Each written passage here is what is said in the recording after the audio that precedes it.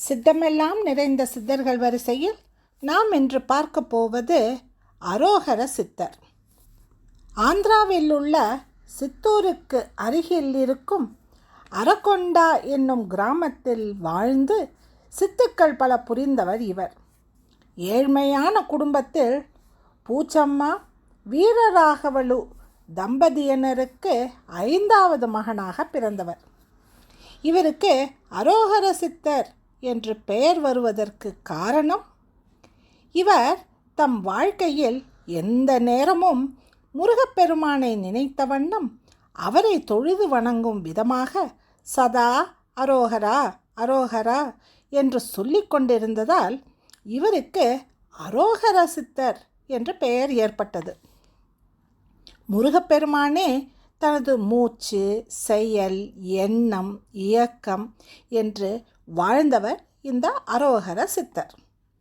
தம்முடைய இளம் வயதில் காடு மலைகளில் மாடுகள் மேய்க்கும் தொழிலை மேற்கொண்டிருந்தார்.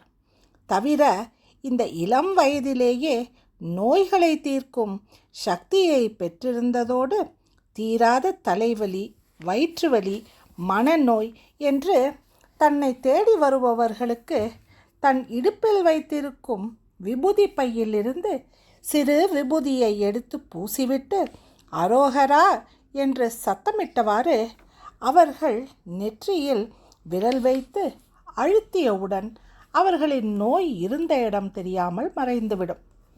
தனக்குள் இப்படி ஒரு சக்தி இருப்பினும் கூட தன் வயதை ஒத்த இளைஞர்களோடு மிகவும் இயல்பாக பழகுவது, அவர்களோடு விளையாடுவது என்று இருந்திருக்கின்றார்.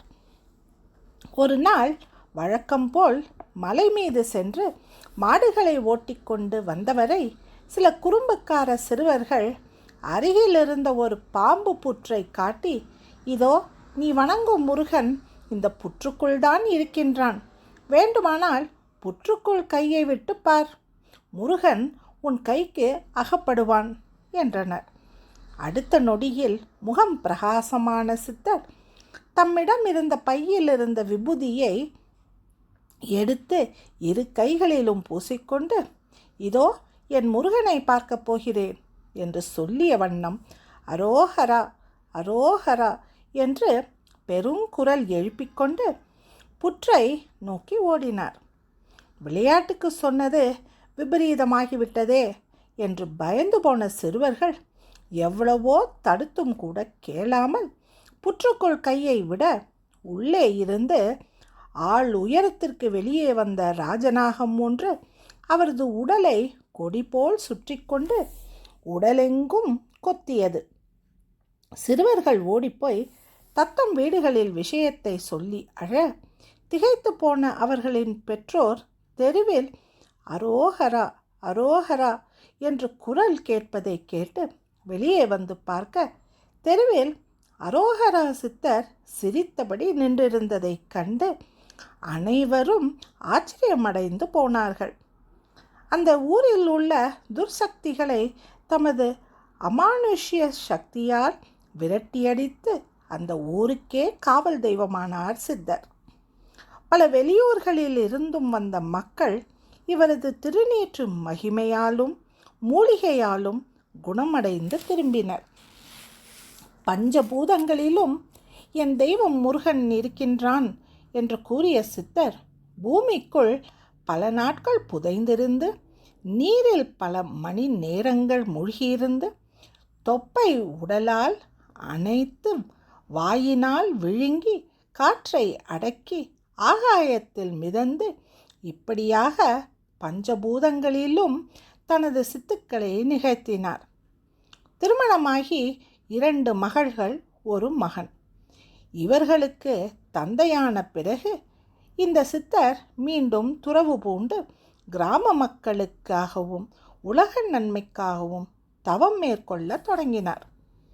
கலைந்த தலையும் கழுத்தில் ருத்ராட்ச மாலையுமாய் வெள்ளை வேட்டியில் நடுத்தர வயதில் ஒரு சாதாரண மனிதராய் காட்சியளித்த இச்சித்தரின் அஷ்டமா சித்துக்கள் உலக மக்களின் நன்மையின் பொருட்டே பெருகின. ஆன்மாவின் இரகசியம் பற்றி இவர் தெரிந்திருந்ததால் இவர் தன்னை தேடி புறப்படும் அன்பர்களின் பிரச்சனைகளை தன் ஆன்மாவின் மூலமாக அறிந்து அவற்றை அவர்களிடம் கூறி அவர்களை அதிசயிக்க வைத்ததோடு அவர்கள் சொல்ல வந்த பிரச்சனைகளையும் உடனே தீர்த்து வைப்பார்.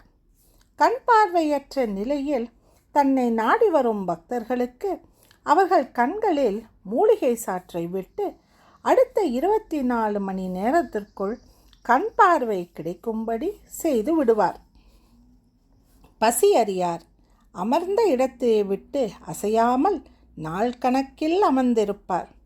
இவரது தலைக்கு பின்புறமாக ஒளிவட்டம் தோன்றுவதை நேரில் கண்டு அன்பர்கள் அதிசயத்தப்படி போயிருக்கின்றனர்.